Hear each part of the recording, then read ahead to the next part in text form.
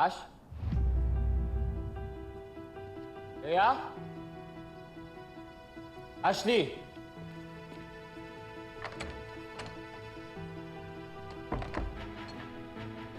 Leia! Oh, nasan si Ashley? Nasa kwarto niya. Galing ako dun. Wala siya. Bago ako mag-grocery, sabi niya idlip lang siya. Sabi ko sa'yo, huwag mo Ash! iwanan mag-isa eh. Ashley?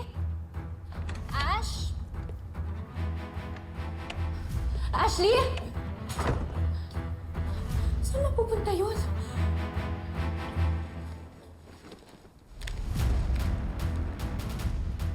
Oh my gosh! Nagpapanggap lang si Ashley na masakit pa yung pilay niya. Pero saan siya pupunta? Iisa lang alam kung pupuntahan niya.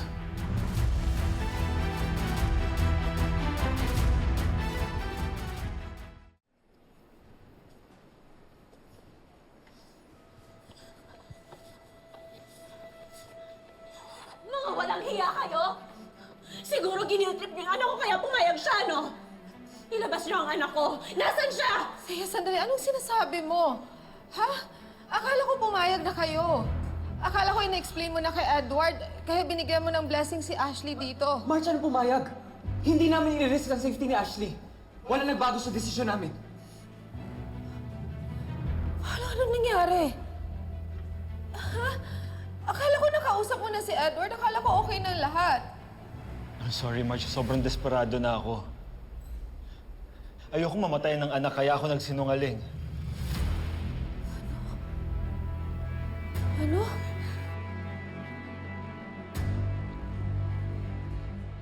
Huwag ka nang magkunwaring inosente, Marge! Alam ko nga, ikaw yung atat na mag-donate si Ashley. Kung alam ko lang, hindi ako papayag. O kung ganun, ilabas niyo siya. Ngayon din, iuwi na namin siya. Nasaan ang anak ko? Edward, hindi na pwede. Nasa loob na si Ashley. Ongoing na yung procedure. Hayop ka! Hayop ka!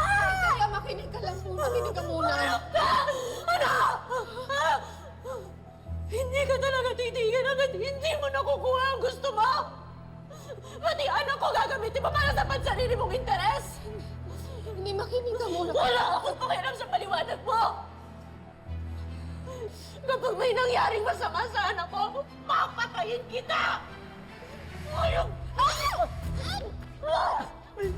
Paano mo nagawa sa akin? Tama na! Tama na! Tama na! Tama na! Tama na! Tama na! Kapal ang mukha mo lumaban sa akin! Ano ko? Tama na!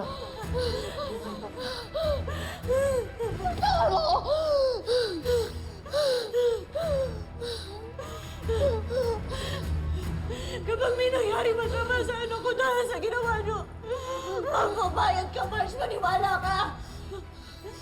Kayo ng asawa mo! At wala akong pakialam kahit dugo mo ang dumadaloy kay Ashley. Ayop ko! Ipapakulong din kita! Tama na! Tama na!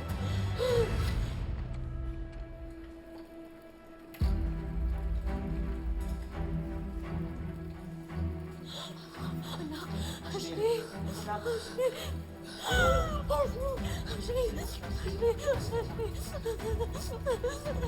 Ano ba?